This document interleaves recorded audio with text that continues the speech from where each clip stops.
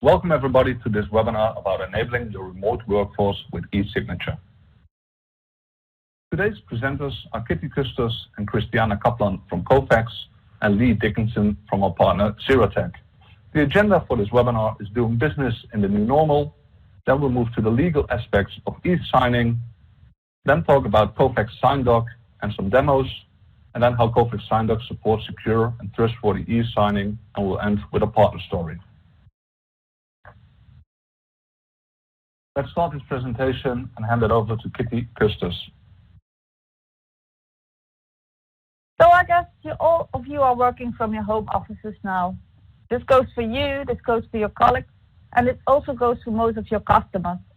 This has a huge impact of how we organize our work and how we do business. We cannot be face-to-face as easily anymore, and this is our new normal. So we see a massive shift to remote work, and some of you probably already were working from a home office from time to time, but now we are all at home all the time.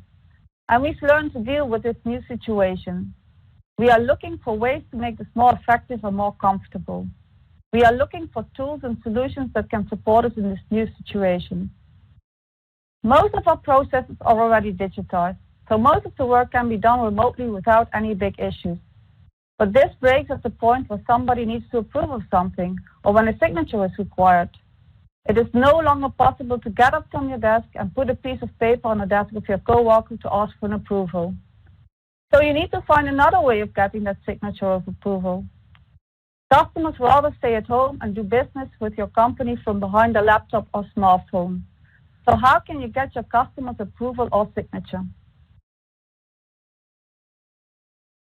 Any process where a form or a document needs to be printed out and handed over to employees or customers is still paper-based. Shipping paper between persons takes a long time and is very inefficient. There are many costs to this process: paper costs, transportation costs. But maybe the most important reason to improve these processes with e-signatures is the user experience. The longer the time between the initial engagement with the customer and the moment the agreement gets signed, the more time the customer gets to reconsider and not sign at all. So when you use e-signatures, the customer closure success rate increases and drop-off reduces. So let's talk about the legal aspects of signing in general and e-signing in particular, because I know that a lot of you might have questions around this topic. The information on this slide tells you that in most use cases the signature is not required at all. And that's true. For most use cases in which we use and like to use signatures, we actually don't need a signature at all. The way we close an agreement is something that we can decide ourselves. A handshake, a verbal agreement are all valid ways of closing an agreement. We can also use an electronic signature for these use cases. The legal aspects of signatures are important. These are different for each region, and even within regions there are differences. We advise you to talk to your legal department to understand what applies to your use case. In the resources box of this webinar, you can find an e-book on the legal aspects of e-signing. So why do we sign these agreements then when we don't really need a signature? Well, there are still good reasons to sign. Signatures do matter. And here is a list of reasons why signatures are used. The first one is evidence. The signer approves and adopts the contents of the document. And we have proof of that because we have a document with a signature. Conclusiveness. The content of the document shall be binding. Authenticating the identity of the person. And it is important that the content of the document has not been altered since it was signed. And of course, the last one, record keeping. We sometimes get the question if e-signing is secure. I can tell you that e-signing is more secure in most cases than a wet signature on a paper document. Paper-based contracts can be anywhere, lying around on the desk of a coworker, lost somewhere. That simply does not happen when a digital document gets e-signed. With e-signing, documents get signed in real time and are directly saved to the archive. I'm now going to tell you more about Kofax SignDoc, the e-signing solution that Kofax offers. Kofax SignDoc supports the two main use cases. First one is assisted signing, where you are directly connected with the customer or the person that needs to sign. That can be in person, face-to-face in offices, stores, branches, or in fields, or possibly virtual connected via video conferencing or via an audio call. In a non-assisted use case, the customer or the signer is at home and uses a desktop or a device, or he's even on the go. Kofax SignDoc supports all these use cases. Signing can be done on specific signing devices like a signature pad or a tablet with a signing pen, but you don't necessarily need such a device. Smartphones, but also desktops, can be used as well to sign documents. Kofax SignDoc supports all kinds of signing solutions. Maybe you already have an app and you want your customers to sign documents in this app. This is possible. We also have a signing solution that offers out-of-the-box workflows where a document needs to be signed by more than one signer. But you can also use Kofax SignDoc to build your own e-signing solution. From out-of-the-box to completely tailor-made, Kofax SignDoc supports it. I'm going to show a demo in a minute, and when I do so, please already consider your own e-signing use case. Who needs to sign, and where is that person? Does this person have an e-signing device? How will this person sign? Before I jump into the demo, I want to give you a short introduction what I'm about to show you. I will show you how to create a signing process, how to add documents, signers, signature fields, and the workflow. This is done by the signing package creator, the person in your company who wants to send a document for signing. They can do this manually, but it can also be fully integrated in your workflow. For the demo, I will show how I manually create a signing process from an example contract. When the signing package has been created, the signers receive an invitation via email for signing. The email contains a link to the documents they need to sign. They then go through a number of steps to sign the documents. In the demo, I will configure a workflow for 2 signers that need to sign the contract. So let's go to the demo now.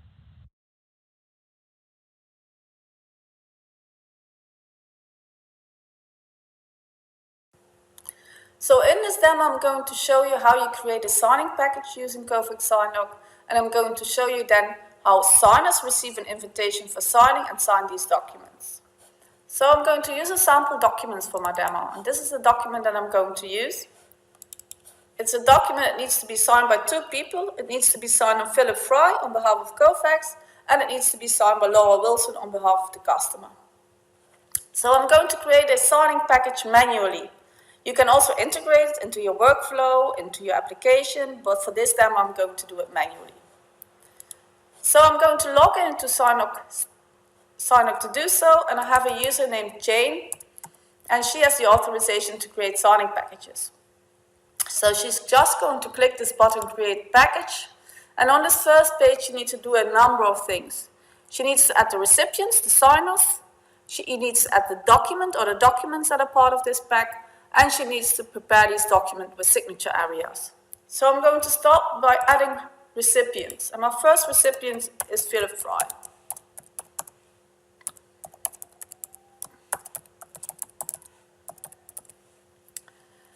So for each signer, I can set some additional properties. For example, an authentication method. I can set an authentication method with an access code. Then Philip Fry will receive an access code that he needs to enter before he can even view and sign the document. So that's an extra authentication method. You can also add your own external authentication methods, and that's something that our partner Xeratek has done. And Lee Dickinson from Xeratek will talk a little bit more about that later in this webinar. So I'm going to add another recipient, Laura Wilson.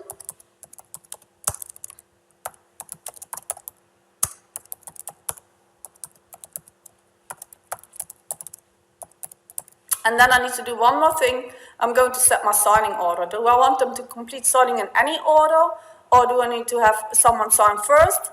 I want Philip to sign first. So I'm going to uncheck this button, and now the signing order is Philip needs to sign first, and then Laura Wilson. Now I'm going to add my documents. So I'm going to select my sample document, and I'm going to prepare it. And as you can see, I have 2 signers here on my left, and I can just drag and drop a signature field in my document. And for each signature field, I can then set some properties, like the label, can set if the signature is required or not, and I can select my signing method. And for Philip Fry, I want him to sign with a signature image. I'm going to do the same for Laura Wilson. To drag and drop a signature field and set some properties.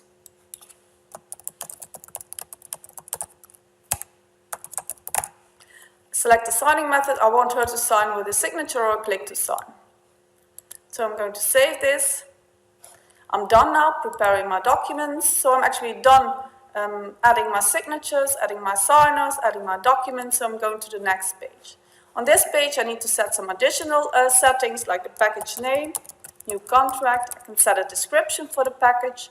By default, audit information is created for each document and for the package. I can set an email subject. And as soon as I now click this finish button, the signing package is created and the signing request is first sent to Philip Fry.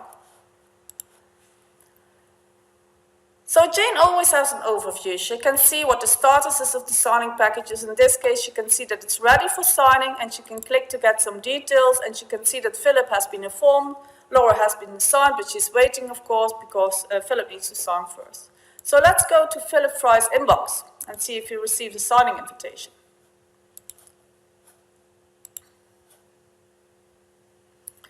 So Philip received a request for e-signing documents. And the layout of this email you can fully change to have it look like your organization's email. And in this email, he receives an invitation for signing, and there is a link in this email. And he just needs to click this link to start signing documents. He doesn't need to install anything. There is no additional requirements for him. He can just start by signing documents. And in his case, he first needs to consent to an e-sign consent. So this is configurable. You can change the steps that he needs to go through. You can add a welcome page. You can change this e-sign consent to your own text.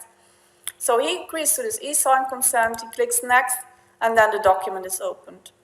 So he can review the document, and he clicks on the signing area to sign the document. And his signing method will say sign with a signature image. So he can just select the saved image, or we can upload another image and insert it into the document. So Philip now is finished signing this document. So that was really convenient. And Jane, she has an overview. Let me refresh this. She can see that one of the two has already signed the document and that the next recipient is waiting. She's waiting for the next recipient to sign the document. So let's go to the inbox from Laura Wilson. So she also received this e-signing request. She clicks on the link, and she actually has to go to the same steps as Philip Fry. She consents to the e-sign consent, and then she can see the document. She already sees the signature that Philip Fry put in the document. She reviews the document, clicks on this signing area, and in her case, she has two signing methods. One was signature, and the other one was click to sign. So if she uses signature, she can actually draw a signature. And this is really nice if you have a signing pad or you have a mobile device which you can use to sign with your finger. So then you can really insert such a signature into your document. So let's clear it for now because I want to show you the click to sign as well. This is a method where you just have to enter your name, and that is saved into the document.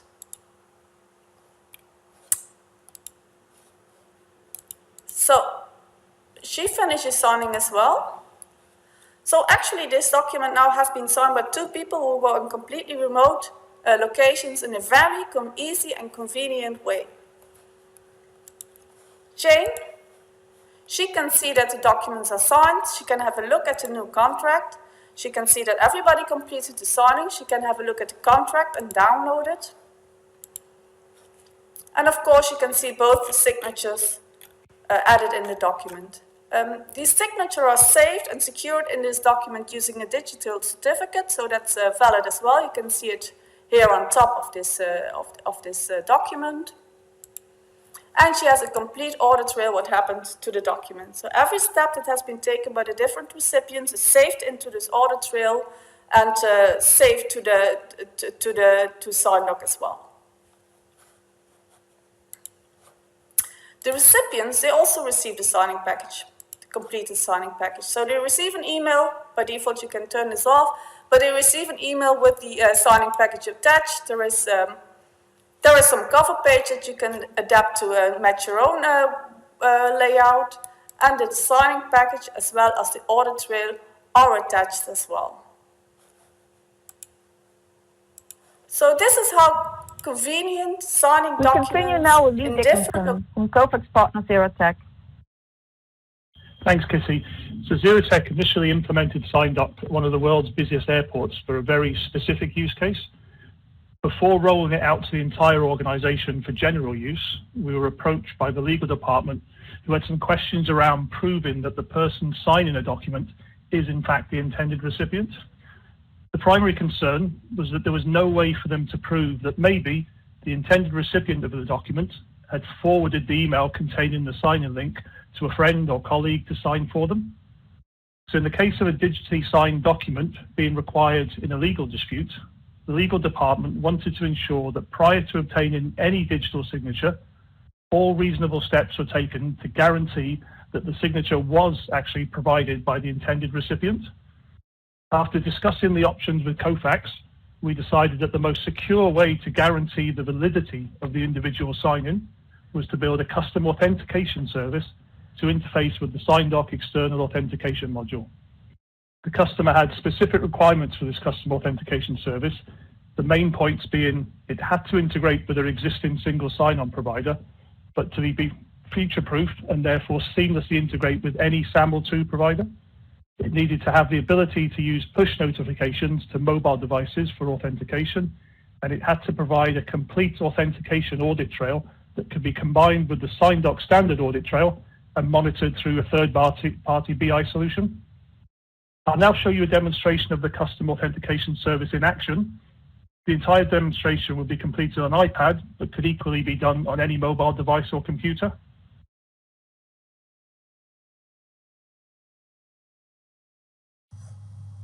I've received a request to sign a document and click on the link. I'm taken to the SignDoc server to start the sign-in process. I click on Next. I then see the external authentication pop-up and click Proceed to continue. I'm redirected to the external provider and a push notification is sent to my registered device. I click OK, authenticate onto my device,